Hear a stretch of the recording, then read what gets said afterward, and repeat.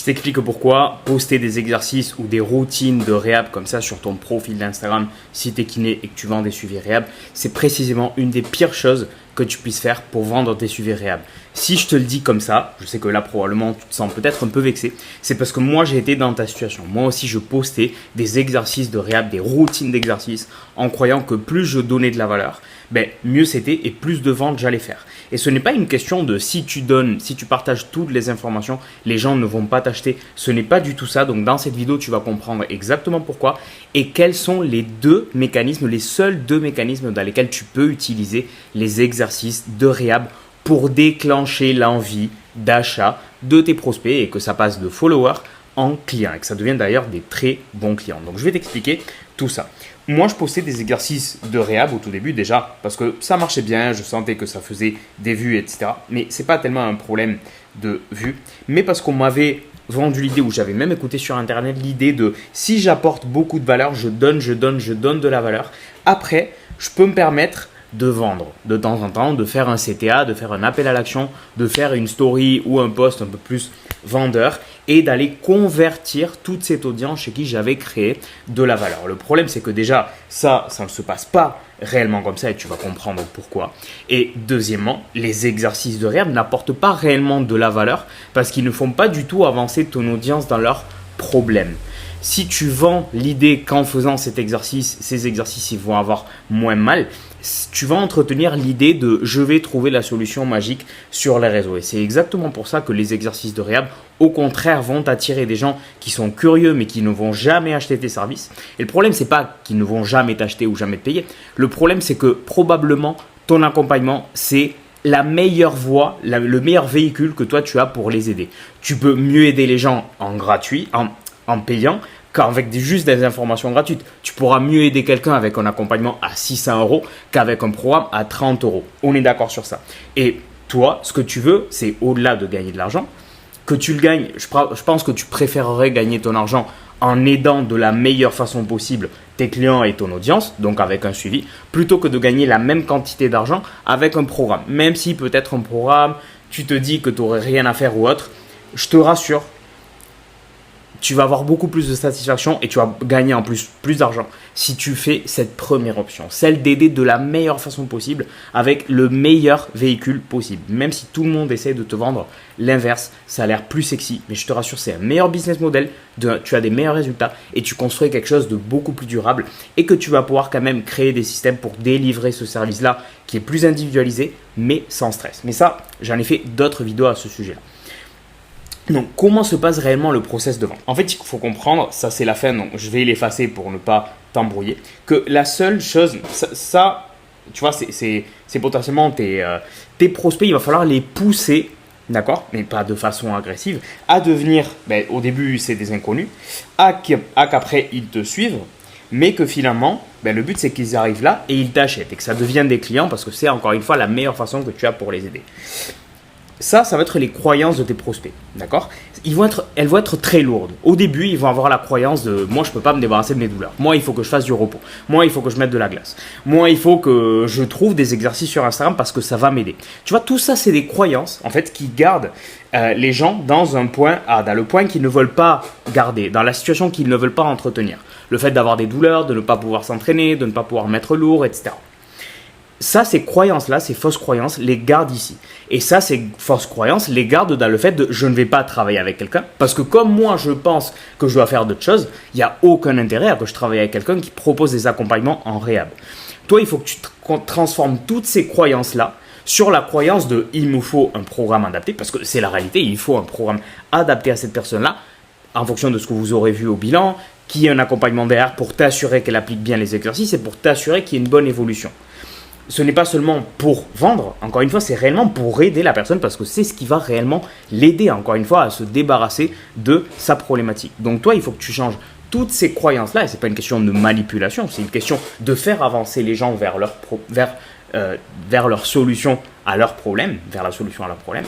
Donc tu vas devoir les faire avancer dans ces croyances. Qu'est-ce qui les fait avancer? Quelles sont les forces, là en bleu, qui les font avancer et qui petit à petit bougent leurs croyances d'un point à l'autre et les poussent vers l'achat, mais surtout le fait de régler leurs problèmes. L'achat n'est que le véhicule, mais toi, ce que tu veux, c'est régler le problème de l'autre personne. Et l'autre personne, c'est ce qu'elle veut aussi. L'achat, la vente, le fait qu'il y ait une transaction d'argent par tes services, c'est juste le véhicule, la transaction qui se passe pour que toi, tu offres un service et que tu règles le problème de l'autre personne. En échange, l'autre personne paye tout simplement de l'argent. Okay, mais qu'est-ce qui les pousse vers ce point-là, donc vers le fait de lui rapprocher de la solution à ses problèmes? C'est déjà la confiance, c'est la preuve, et encore une fois, le fait de changer ces croyances-là. Parce qu'au début, les gens seront là, tu vois, ils seront vers un niveau assez bas de conscience et de croyance et de confiance. Ils vont s'abonner à ton compte, mais ils vont s'abonner à ton compte en cherchant une solution à leurs problèmes juste avec ton compte. Et c'est vrai que ça va les aider, mais ils ne vont pas trouver toute la solution. Même si toi, maintenant, je te partage toute l'information là sur YouTube, sur mon Instagram ou autre, de comment tu peux faire pour vendre tes suivis reps, c'est des informations, c'est vrai, que je partage à mes clients. Mais qu'est-ce qui fait avancer mes clients? C'est le fait de travailler avec moi. Parce qu'on va pouvoir individualiser toutes ces informations-là spécifiques à leur cas, à ceux qui vivent en ce moment-là, et surtout leur apporter une direction claire sur qu'est-ce qu'il faut mettre en place maintenant. Parmi tout ce que je partage, tout ce que je sais, tout ce que je peux mettre en place, qu'est-ce qu'il faut que je fasse maintenant pour que j'avance avec de la clarté et que par conséquence, j'obtienne des résultats. C'est ça qui fait avancer mes clients. Ce n'est pas des nouvelles stratégies que je garde pour moi ou autre. C'est le fait qu'on travaille ensemble directement main dans la main et qu'on puisse corriger leurs erreurs. Parce que moi, je vais te partager ça, mais probablement, tu vas continuer de mettre en place des erreurs dont tu n'es même pas conscient en ce moment-là. Mais c'est exactement la même chose pour tes clients en réhab. Et c'est pour ça que je n'ai pas peur de tout partager, entre guillemets, sur YouTube. Parce que ce n'est pas la meilleure façon que j'ai pour t'aider.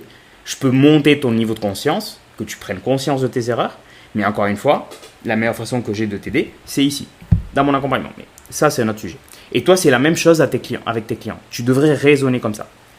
Ok ?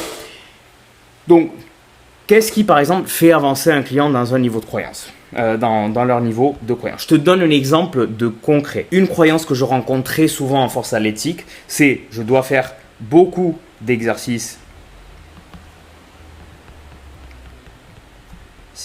de réhab et je dois me concentrer dessus pour ne pas avoir mal sur mon entraînement. Moi, je me positionne contre cette croyance-là et contre cette idée-là. Parce que moi, je suis convaincu qu'avec 3-4 exercices bien choisis, 3 par séance éventuellement bien choisis, plus un bon entraînement, où souvent en force athlétique, il manque de variabilité de mouvement, il y a des mouvements trop statiques, trop de gainage, et forcément, il faut donner au corps ce à quoi on ne l'expose pas dans le sport. Sinon, il y a tout le temps les mêmes adaptations qui se créent, et c'est là où potentiellement on peut avoir des douleurs.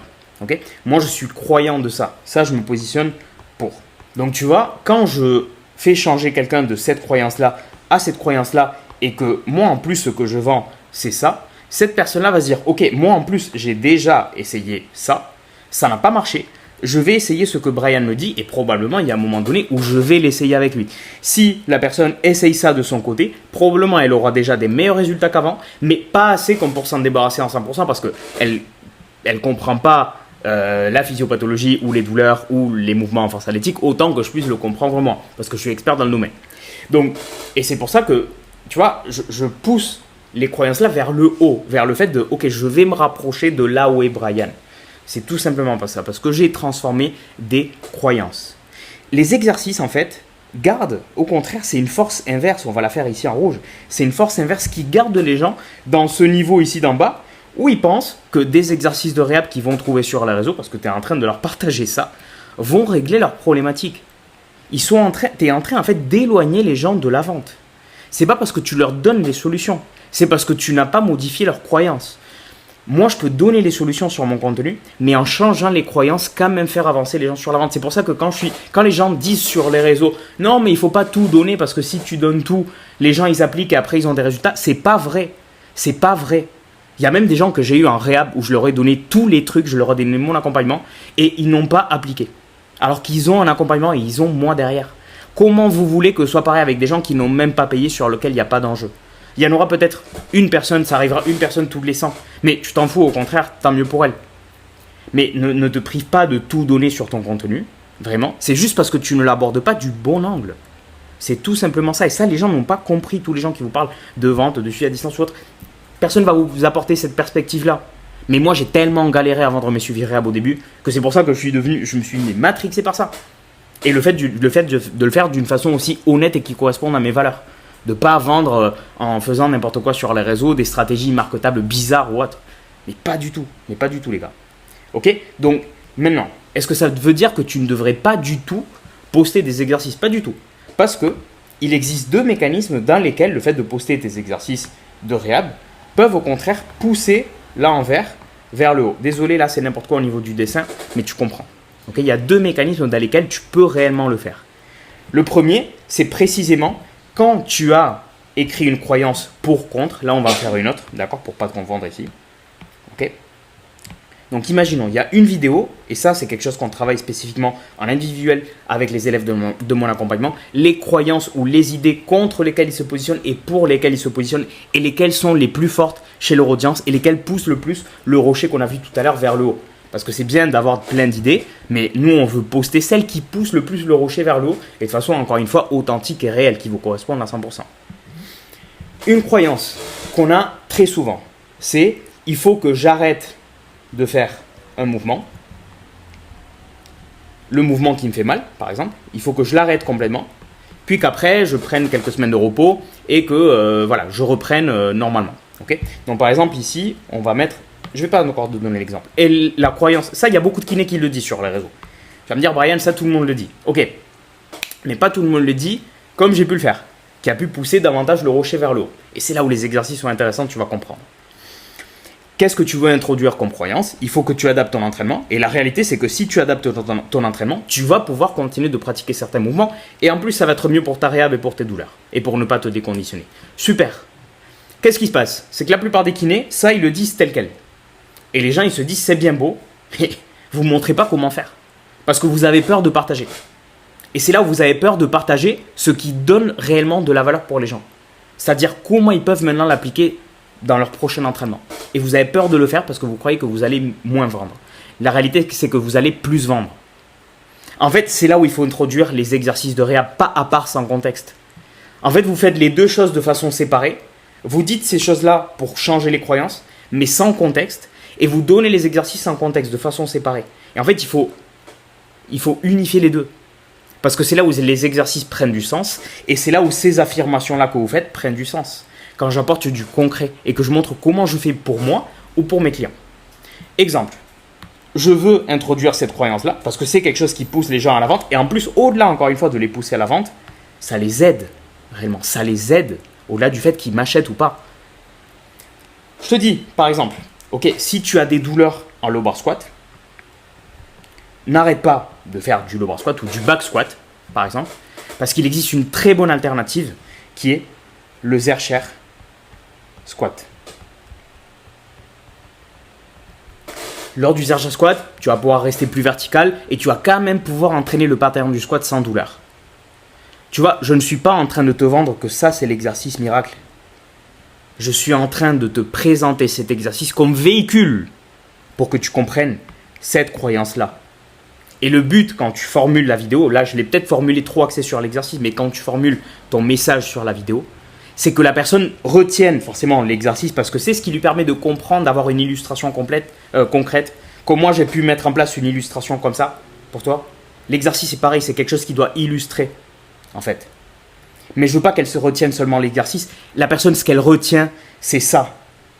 C'est cette croyance-là, mais de façon concrète. Pas avec du blabla, pas avec de la théorie, avec quelque chose de concret, à travers un exemple concret. Et dès son prochain entraînement, elle peut essayer de faire du Zercher squat.